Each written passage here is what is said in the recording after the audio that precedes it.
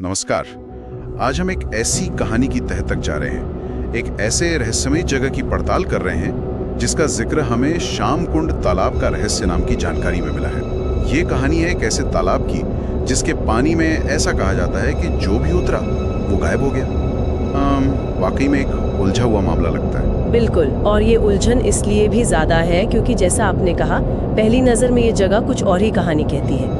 जो जानकारी हमें मिली है उसके हिसाब से ये श्याम कुंड तालाब राजस्थान और मध्य भारत की सीमा पर कहीं स्थित है। अच्छा। और देखने पर बिल्कुल शांत ठहरा हुआ पानी, चारों तरफ घने पेड़, कुछ पुराने मंदिर भी हैं।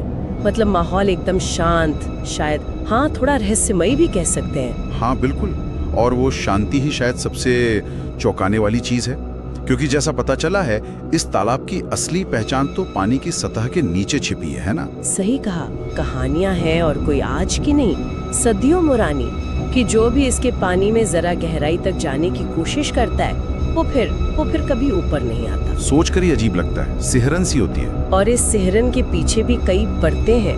मतलब जो जानकारी हमारे पास है उसमें दो अलग अलग तरह की बातें दिखती हैं। कैसी बातें? एक तरफ तो है वहाँ की स्थानीय कहानियाँ, लोगों के अपने अनुभव, पुरानी मान्यताएं जो मानती हैं कि ये सब किसी पुराने श्राप की वजह से है या कोई अनदेखी शक्ति है वहाँ। और दूसरी तरफ क्या कोई और नजरिया भी है इस पर? दूसरी तरफ है कुछ कोशिशें इसे प्राकृतिक घटनाओं से जोड़ने की। हालांकि ये कोशिशें भी सच कहूँ तो अपने आप में पूरी नहीं लगती।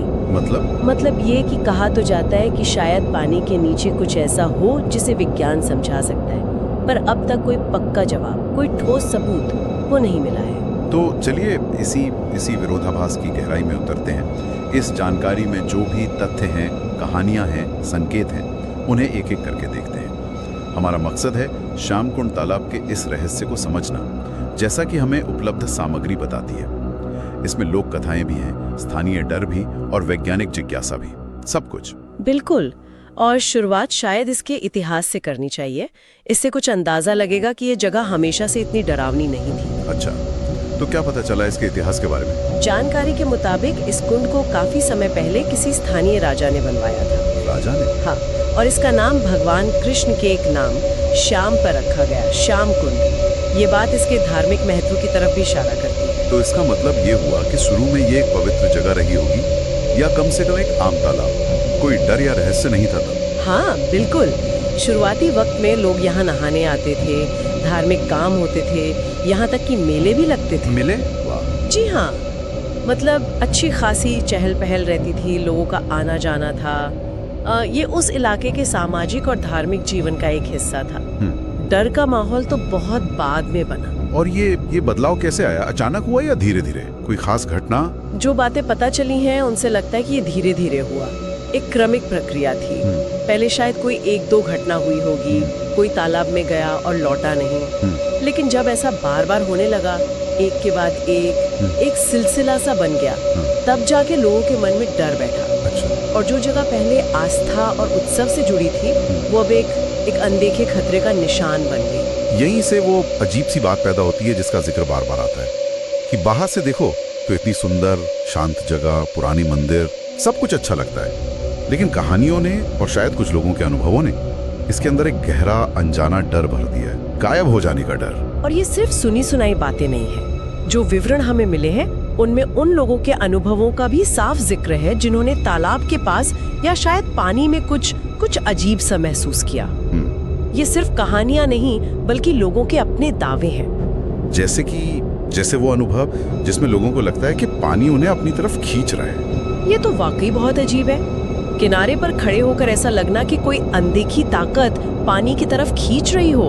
हाँ, ये कल्पना करना भी मुश्किल है। और कुछ बातें तो इससे भी ज्यादा परेशान करने वाली हैं। जैसे कुछ लोगों ने दावा किया कि उन्हें पानी के अंदर ऐसा लगा जैसे किसी अदृश्य हाथ ने उन्हें पकड़ लिया हो। अदृश्य हाथ? हाँ, ये अदृश्य हाथ वाली बात डर को और ज्यादा क्या कहते हैं ठोस बना देती है, क्योंकि ये एक सीधा शारीरिक अनुभव बताया जा रहा है, कोई वहम नहीं। बाप रे, इसके अलावा और क्या अजीब अनुभव दर्ज हैं? पानी की गहराई में अजीब सी आकृतियां या परछाइयां दिखने के दावे भी हैं।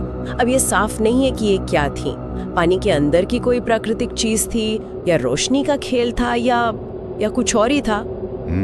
फिर रात के समय की भी कुछ बातें हैं जो रहस्य को और गहरा कर देती हैं। रात के समय क्या होता है रात में? जैसे पानी के पास से कभी पायल की खनक सुनाई देना, या कभी कभी धीमी आवाज में जैसे कोई मंत्र पढ़ रहा हो वैसी आवाजें आना। अच्छा। और कुछ लोगों ने तो पानी की सतह पर अजीब सी रोशनी की चमक देखने की बात भी कही है। ये सारी बातें मिलकर तो यकीनन वहाँ की मान्यताओं को बहुत बल देती होंगी। क्या किसी खास मान्यता का जिक्र है जिसने इस डर को एक कहानी का रूप दे दिया हो? हाँ, एक खास स्थानीय मान्यता का जिक्र बार बार आता है और शायद यही इस रहस्य का सबसे ज्यादा माना जाने वाला स्पष्टीकरण भी है वहाँ। क्या है वो? गांव वाले मानते हैं कि ये तालाब एक पुरोहित के श्राप से ग्रस्त है। श्राप? कैसा श्राप? किसने दिया? कहानी कुछ ऐसी बताई जाती है कि किसी जमाने में एक पुरोहित थे। उनकी मृत्यु किसी दुखद, शायद अन्यायपूर्ण परिस्थिति में हुई थी और मरने से ठीक पहले उन्होंने ये शाप दिया। क्या कहा उन्होंने? उन्होंने कहा कि इस जल में जो भी उतरेगा उसका कोई अस्तित्व नहीं रहेगा, वो हमेशा के लिए यहीं समा जाएगा।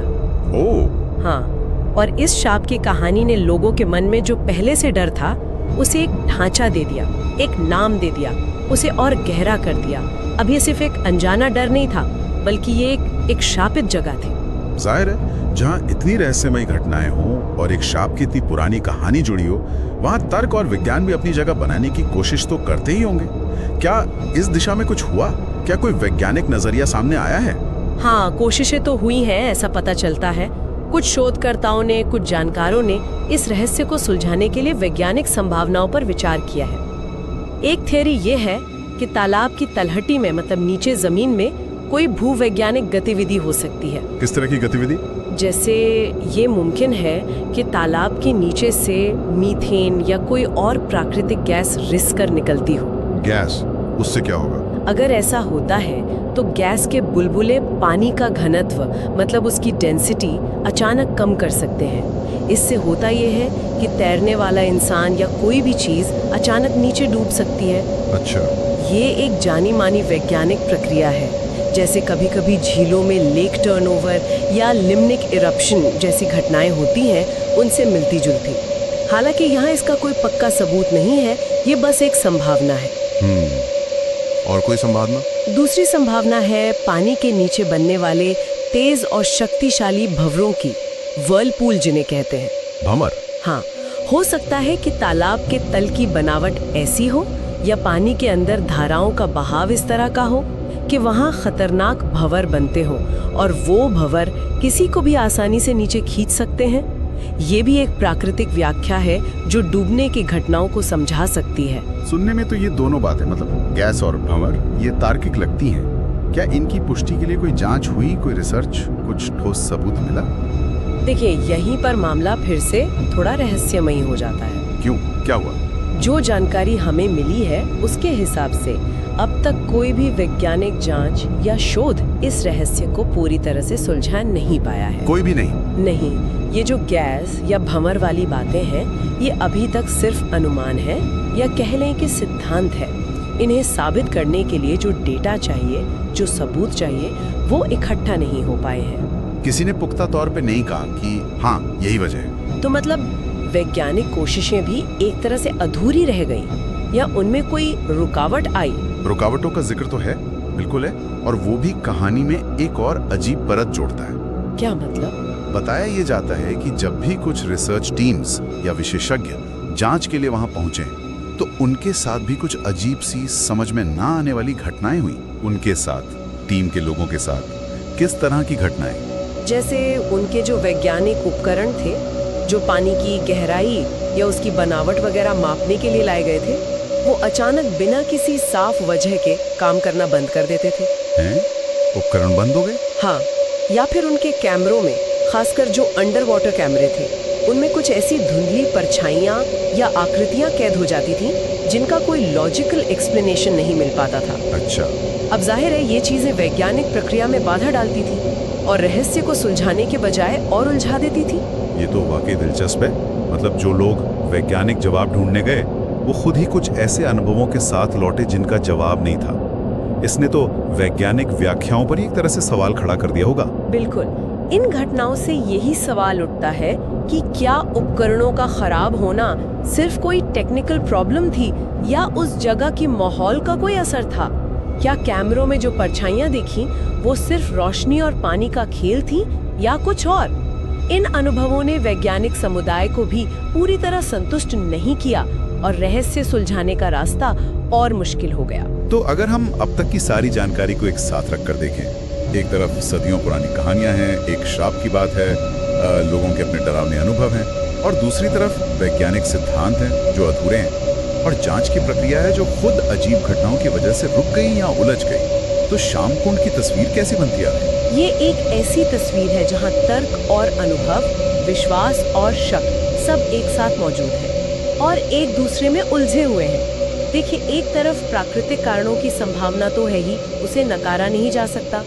हो सकता है कोई बहुत जटिल भूवैज्ञानिक या पानी से जुड़ा कारण हो जिसे हम अभी तक समझ नहीं पाए हैं। हाँ, ये हो सकता है। लेकिन दूसरी तरफ इतने सारे लोगों के लगातार एक जैसे अनुभव, श्राप की कहानी जो इतनी गहराई तक लोगों के मन में बैठी है, और फिर शोधकर्ताओं के अपने अजीब अनुभव, इन्हें भी पूरी तरह से अनदेखा करना मुश्किल लगता है। तो जो जानकारी हमारे पास है वो हमें किसी नतीजे पर नहीं पहुंचाती, ये पहली अनसुलझी ही रहती है। हाँ बिल्कुल, जो सामग्री हमारे पास है वो इस रहस्य को सुलझाने का दावा नहीं करती, बल्कि वो इसकी जटिलता को ही उजागर करती है। ये हमें दिखाती है कि श्याम कुंड एक ऐसी जगह है जहाँ विज्ञान की सीमाएं शायद खत्म होती हैं और इंसानी अनुभव की गहराइयाँ शुरू होती हैं और दोनों आपस में टकराती हैं। सवाल वहीं का वहीं रहता है, पानी के नीचे लोगों को खींचने वाली चीज आखिर है क्या? कोई समझी जा सकने वाली प्राकृतिक शक्ति है या वाकई कोई अनदेखा अनजाना पहलू काम कर रहा है? तो श्याम कुंड तालाब की ये कहानी ये हमें एक ऐसी जगह की याद दिलाती है जो एक ही वक्त में खूबसूरत भी है और उतनी ही खौफनाक भी। एक ऐसी जगह जहां लोक कथाएं सिर्फ कहानियां नहीं हैं, बल्कि वो लोगों के डर और उनके अनुभवों का जीता जागता हिस्सा बन चुकी हैं, और जहां विज्ञान की कोशिशें भी उस रहस्य के सामने या तो अधूरी रह गईं या खुद ही सवालों के घेरे में आ गईं। और वो बुनियादी सवाल कि आखिर पानी के नीचे है क्या जो लोगों को अपनी ओर खींच लेता है और फिर वापस नहीं आने देता, ये आज भी उतना ही बड़ा सवाल है जितना शायद सदियों पहले था। क्या ये कोई बहुत शक्तिशाली प्राकृतिक भंवर है जिसकी ताकत का हम अंदाजा नहीं लगा पा रहे? क्या ये जमीन के नीचे से रिसने वाली कोई अदृश्य गैस है, या फिर क्या उस पुरानी कहानी में, उस श्राप में ही कोई सच्चाई है, या कोई और ही रहस्यमयी ताकत है जिसके बारे में हमारी समझ अभी बिल्कुल शून्य है? ये पूरी बातचीत हमें सोचने पे मजबूर करती है ना?